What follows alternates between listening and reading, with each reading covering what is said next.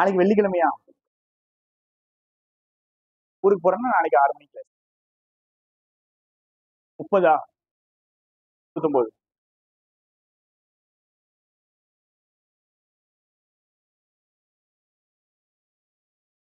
போனா 31 போயிட்டு வந்துருங்க.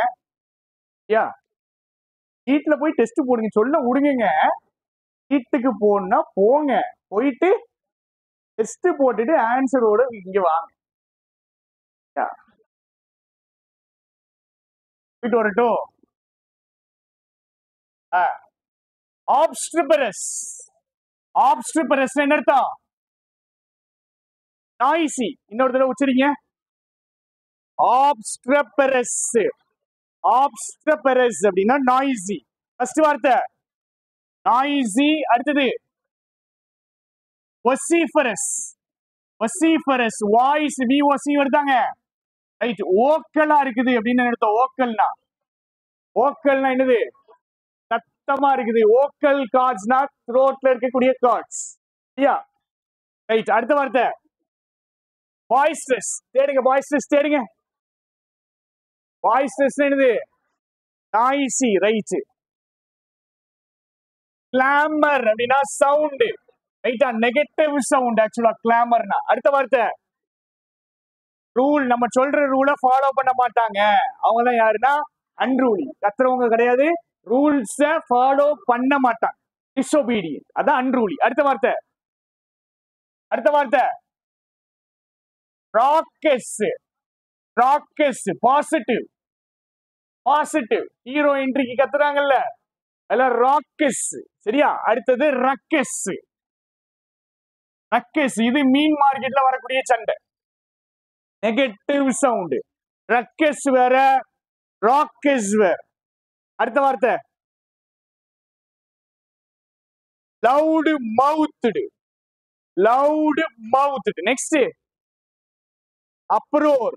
அடுத்தது டர்புலன்ஸ். டர்புலன்ஸ்னா டிஸ்டர்பன்ஸ். Opposite stream line. ஸ்மூதா போகுது, எந்த பிரச்சனையும் இல்லாம. Stream line. Stream lined. Turbulence. Turbulence ஏதாவது படம் பார்த்துருந்தீங்க, ஏர்கிராஃப்ட் வந்துட்டு இப்படியே குலுங்கும். குலுங்கும் போது என்ன சொல்லுவாங்கன்னா அனௌன்ஸ் பண்ணுவாங்க, we are witnessing some turbulence, disturbance. அடுத்த வார்த்தை tumultuous. tumultuous. அடுத்தது jarring. Negative sound. ஹார்ன் பின்னாடி இருந்து அடிச்சுக்கிட்டே இருக்கான் அப்படின்னா காது இறைச்சலா இருக்கும்ல, ஜாரு. சரி, ஃபர்ஸ்ட் வார்த்தை சத்தமா. நாய்ஸி கிடையாது. ஆப்ஸ்ட்ரபரஸ்.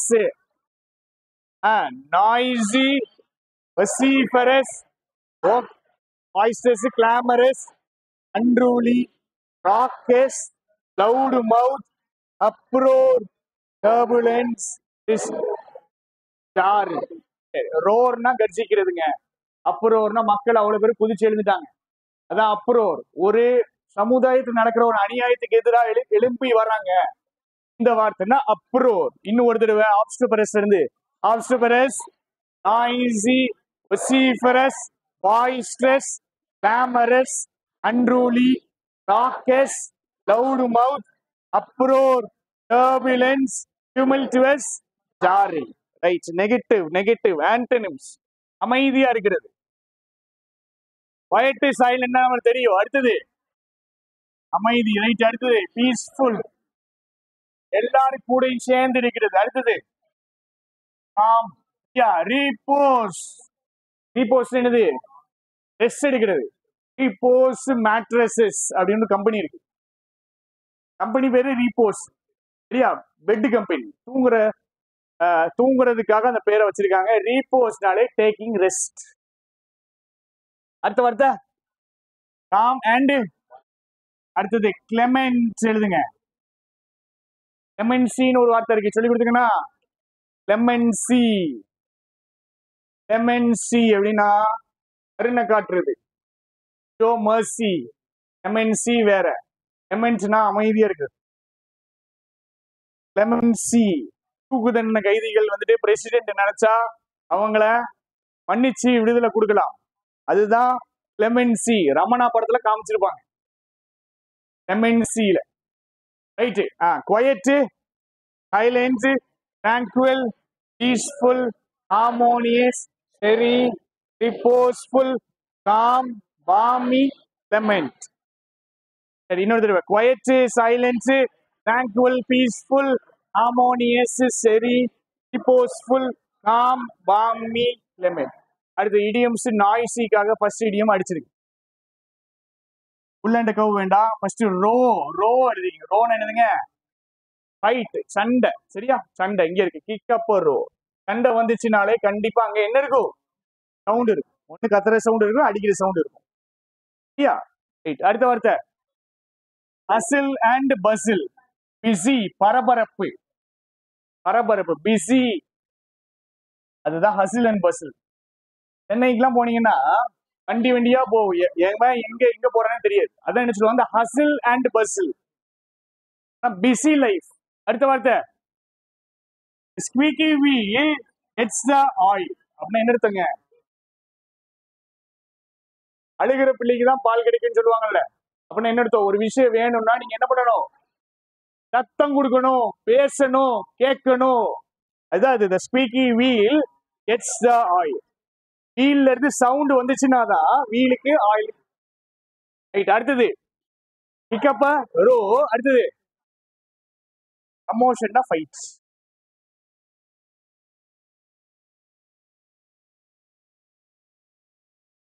ஃபர்ஸ்ட் வார்த்தை ரோ. அடுத்தது ஹசில் அண்ட் பசில். அடுத்தது ஸ்குவீக்கி வீல் கெட்ஸ் த ஆயில். அடுத்தது பிக்கப் ரோ காஸ் அ கமோஷன். கமோஷன் என்ன மீனிங் சொல்லிருக்கோம்? ஃபைட். முதல்ல இருந்து வார்த்தை ஆப்ஸ்பரஸ், noisy, vociferous, voiceless, clamorous, unruly, raucous, loudmouth, uproar, turbulence, tumultuous, jarring. Right. நிப்பாட்டுங்க. இந்த வோக்கல்னா என்ன அர்த்தம்? சவுண்ட். ரைட். கிளாமரஸ்னா பாசிட்டிவ் மீனிங்கா நெகட்டிவ் மீனிங்கா? ரைட். ஒரு விஷயம் ஒருத்தங்களை வந்து கண்ட்ரோல் பண்ண முடியாது அப்படின்னு சொன்ன எந்த வார்த்தை? அன்ரூலி. ராக்கஸ் அப்படின்னா என்னது? பாசிட்டிவ். ஹீரோ இன்ட்ரியில கத்துறது. ரக்கஸ்னா என்ன சொன்ன? Market sound. ரைட். ஸ்டாரிங்னா கேட்கறதுக்கு இறைச்சலா இருக்குது, நெகட்டிவ் மீனிங். ரைட். டர்புலன்ஸ் என்னதுங்க? டிஸ்டர்பன்ஸ். ஆப்போசிட் என்னது? ஸ்ட்ரீம்லைன்ட். அடுத்தது இங்க quiet, silent, tranquil, peaceful, harmonious, serene, reposeful, calm, balmy, clement. clemency-னா மன்னிக்கிறது. clemency-னா என்னது? அமைதியா இருக்குது. ரைட். repose என்ன மீனிங்? ரெஸ்ட். serene-னா என்னது? calm. ரோனா சண்டைங்க. அடுத்தது ஹசில் அண்ட் பசில்னா busy. Squeaky wheel gets the oil அப்படின்னா சவுண்ட் வந்துச்சுன்னா தான் அதோட எஃபெக்ட் இருக்கும். அடுத்தது மிகப்பரோ காஸ் அ கமோஷன். ரெண்டுமே என்ன பண்ணுது? சண்டையை தூண்டி விடுறது. நெக்ஸ்ட் வார்த்தை பர்டினேஷியஸ். பர்டினேஷியஸ். பர்டினேஷியஸ் அண்ட் ஒரு விஷயத்தை ஃபாஸ்டா டைட்டா பிடிச்சுக்கிறது. ஃபாஸ்டன் பண்றதுன்னா என்ன அர்த்தம் அப்படின்னா, ஃபாஸ்டன் பண்றது என்ன பண்ணுது? டைட் பண்றது. ஃபாஸ்டன் யுவர் சீட் பெல்ட்ஸ்னுவாங்க. சீட் பெல்ட் என்ன பண்ணுங்க? டைட் பண்ணுங்க. பர்டினேஷியஸ் அண்ட் டெனேஷியஸ்னா ஒரு விஷயத்தை, ஒரு கொள்கைய, ஒரு பொருளை, ஒரு ஐடியாவை ஸ்ட்ராங்கா பிடிச்சுக்கிறது. சரியா? ஸ்ட்ராங்கா பிடிச்சிட்டாங்க அப்படின்னா அந்த விஷயத்தை வந்து என்ன பண்ண மாட்டாங்க? என்ன பண்ண மாட்டாங்க? மாற மாட்டாங்க. ரைட். இந்த வார்த்தைக்கு என்ன அர்த்தம்? டெனன்ட். கிறிஸ்டோபர் நோலன் படத்துடைய பேர் என்ன? டெனன்ட்னா என்னது? வாடகைக்கு இருக்கிறதா?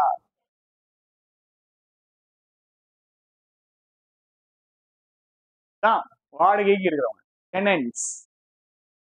யா. TENANT. பரவாயில்ல. அப்பா சொன்னாலும் மனசு ஆறுதலா புதுசா ஒரு வார்த்தையா சொல்றேன். ரைட். டெனன்ட்னா என்னன்னு சொல்ற பாருங்க. டாக்மா. டாக்மானா என்னது? டாக்டரின்.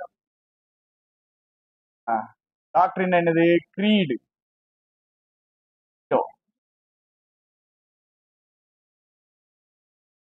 கேனன். எல்லாமே பிலீவ்ஸ், நம்பிக்கை, ஸ்பெசிபிக்கா ரிலிஜியஸ் பிலீவ்ஸ். இஸ்லாம்னு எடுத்துக்கிட்டோம் அப்படின்னா அதுக்குன்னு இருக்கக்கூடிய டாக்மா டாக்டரின்ஸ்லாம் வேற, ஹிந்துவிசம் வேற, புத்திசம் வேற.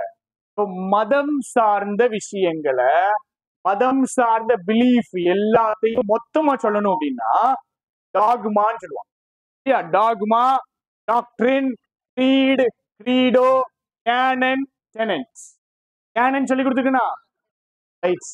இந்த டாக்மான்னு ஒரு வார்த்தை இருக்குல்ல, அது சூப்பரான வார்த்தை. என்ன வார்த்தைன்னா கேள்வியே கேட்க கூடாது, நீ நான் சொல்றதை நம்பணும். அதுதான் டாக்மா. சரியா? நான் ஒரு விஷயத்தை நம்ப சொல்றேன், இந்த விஷயத்தை என்ன பண்ணக்கூடாது, கேள்வி கேட்காம நம்பணும் அப்படின்னு சொல்றாங்கன்னா ரிலிஜன்ல இருக்கும்லங்க, இந்த மாதிரி பிலீஃப் இருக்கும்லங்க, அததான் என்ன சொல்லுவாங்க, டாக்மான்னு சொல்லுவாங்க. இது நான் எதுக்கு சொல்றேன், இல்ல நெகட்டிவா நிறைய இடங்கள்ல யூஸ் பண்ணுவாங்க. டாக்மாங்கிற வார்த்தையை நெகட்டிவா யூஸ் பண்ணலாமா பண்ணக்கூடாதா? ஏன்னா என்ன சொல்றாங்க அதுல, நான் சொல்றதுதான் நீ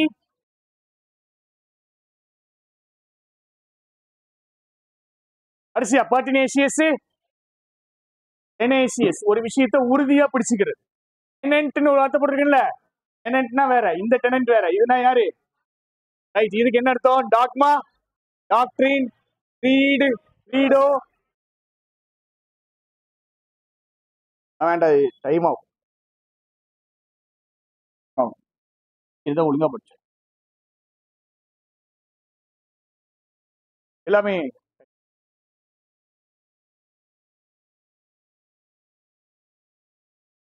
இது சூப்பரான வார்த்தை.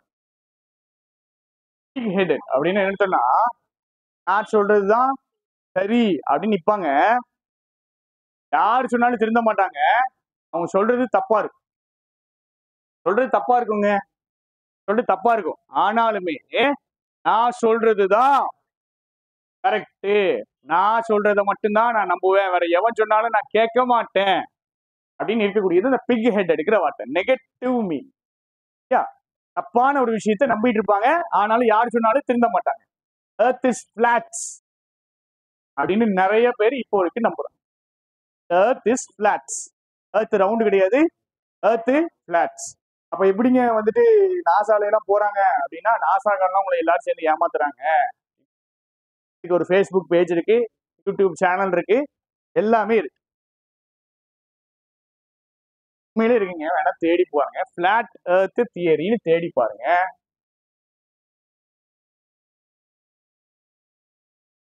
ஒருத்தன் என்ன பண்ணிட்டான்னா, பஸ் ஆல்ட்ரின போயிட்டு அட்டாக் பண்ணிட்டாப்ல. ஒருத்தன் பஸ் ஆல்ட்ரின் யாரு தெரியுமா? தெரியாது. ஏன் தெரியுமா?